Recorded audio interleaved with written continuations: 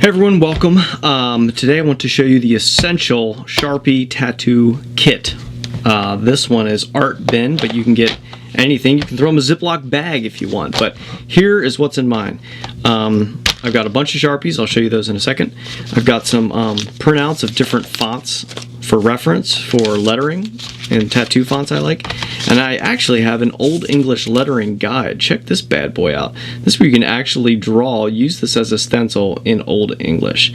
So this is kind of like a cheat. It's like a, it'll work. It's okay. It's only one size and it's not as crisp if you just did it yourself, but I like to keep it in here. So here's the Sharpies that I have in my bin. First of all, these are just printouts of different fonts. You can check some of my other videos. I have one on tattoo lettering. I just like to print these out for reference because a lot of them I have memorized, but there's a couple weird letters. Like Q. What if you meet someone who wants a tattoo of a letter Q or H? A lot of weird stuff going on with H. So this is the Old English lettering guide. It's just uppercase and lowercase font printout. And then this is the, I don't know what name this font is actually called, but it's like your traditional tattoo font. And, you can have, there's a bunch of these. I didn't have the cursive ones, but there's some really nice looking cursive ones. Just print them out and stick them in your art kit. All right, so here's what we got. I got tons of Sharpies. Let's have a look-see at all the different ones. We'll go from left to right. So first, you can see I've got mostly black and then a couple other colors like green and red. If the Sharpie is scribbled over on the back, that means it's mostly dead marker. So you can see like it's mostly worn, but this is what I like to use for shading and smudging. So this one that's actually got a lot more moisture than I would want, so I might leave the cap off this overnight and let it dry out a little bit more. But any marker that has the drawing on the back means it is for smudging. It's mostly dry. This is a mostly new Sharpie. This one is a double tip Sharpie, so it's got a fine point on this end and a big point on this end. Now this one isn't new. You can see the nub is kind of worn down, but for large areas or for filling in, you may want that. I have another twin tip Sharpie. This one is pretty much the same as that one. I have a standard Sharpie. I like to have like a brand new Sharpie, like right out of the box, use it for maybe 5 or 6 projects and then retire it to just a worn Sharpie for filling in. But actually over here in this pile, this is my brand new Sharpie, and you can tell the tip on that bad boy.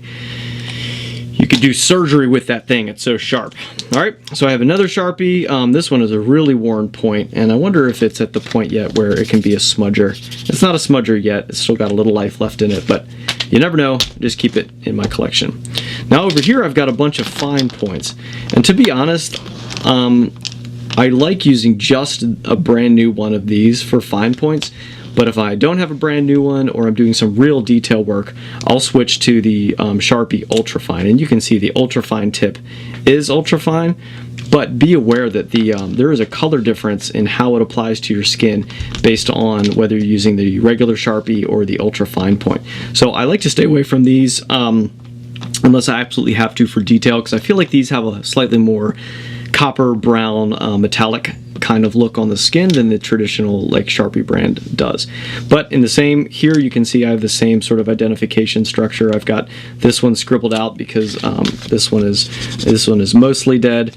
So I wouldn't probably ever use this, but I just like knowing that I have a mostly used up Sharpie in case I have a teeny tiny smudge area to use. The rest of them, they're good to go. They're just regular ultra fine point Sharpies. So again, not my favorite tool, but I like to have those. For colors, it's the same thing. You may want to do, back in the day before the kind of modern age of really incredible tattoo work, most tattoos would have a greenish kind of tone to them. So what I did when I first started doing this was doing a green overlay after I did it with black, and it would have that kind of authentic green look. But now what they're doing with tattoos is so cool and so artistic, it's kind of it's not really a point anymore. But I have a mostly new green Sharpie. You can just use these for color if you're doing a dragon or koi fish or something like that. Green and red will look cool. So I've got a thick point and a thin point, and this is a Pilot felt tip marker. I don't know how this got in there, but it's dead, so don't need that anymore. That's out. And then I've got red and blue too, same kind of thing. This one's a little bit worn, and these are just regular fine point Sharpies.